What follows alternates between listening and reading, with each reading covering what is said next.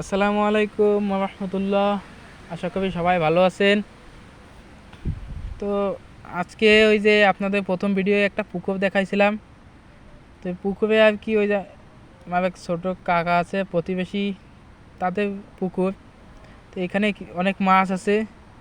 তো সে মাছ ধরতেছিল আর কি। আর ওই যে জাল খেপাচ্ছে ও হচ্ছে আমার এক ভাই, রাজু ভাই। সে খুব সুন্দর জাল খেপাতে পারে, কিন্তু এখন যে কী করবে তা আমি বলতে পারতেছি না।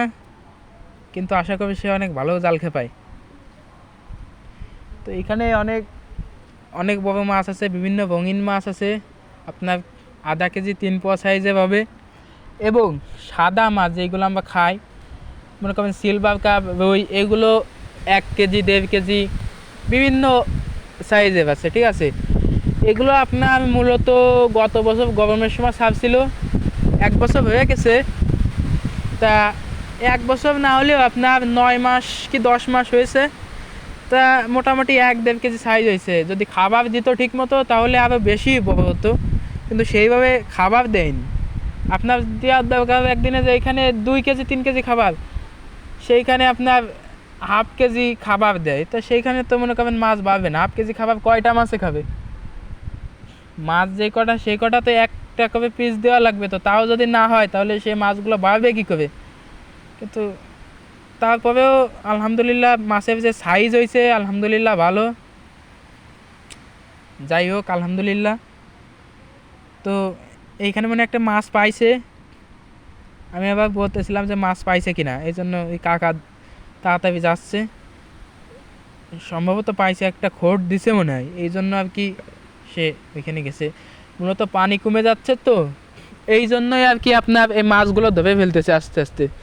কারণ পানি তো বেশি নাই, হাঁটু সমান আছে সর্বোচ্চ। হাঁটু সমানও পানি নাই, সর্বোচ্চ পেরি কাদা। এই জন্য আগে পেরি কাটাইতে হবে, তাহলে একটু ভালো হবে। আর বৃষ্টি তো হয় নাই, যে পুকুরে যে একটু পানি হবে, বৃষ্টি হয় নাই এবার। তো সবাই জানেন কি জানি না, অবশ্যই সবার জানার কথা যে বৃষ্টি এবছর বৃষ্টিই হয়নি।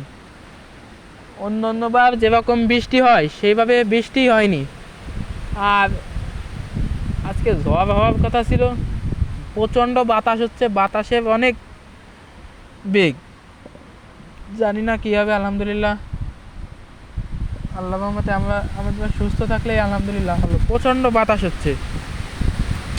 এই যে আমি এইখানে বসে রয়েছি পুকুরে, তাও মনে করবেন আমাকে নাড়ায় নিচ্ছে, এত জোরে বাতাস হচ্ছে, কি বলবো। তো কাকা মাছ ছাড়ার আগে সাইডে দেখতেছেন যে নেটগুলা দেওয়া আছে, ওই নেটগুলা দিছে। মোট 3,000 টাকা খরচ করছে নেটের পিছনে।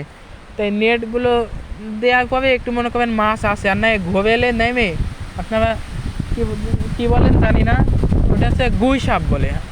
আমরা গুই সাপও বলি, ঘোরেলও বলি। এই গুই সাপ আছে প্রচুর পরিমাণে, কি বলবো, প্রচুর পরিমাণে গুই সাপ আছে।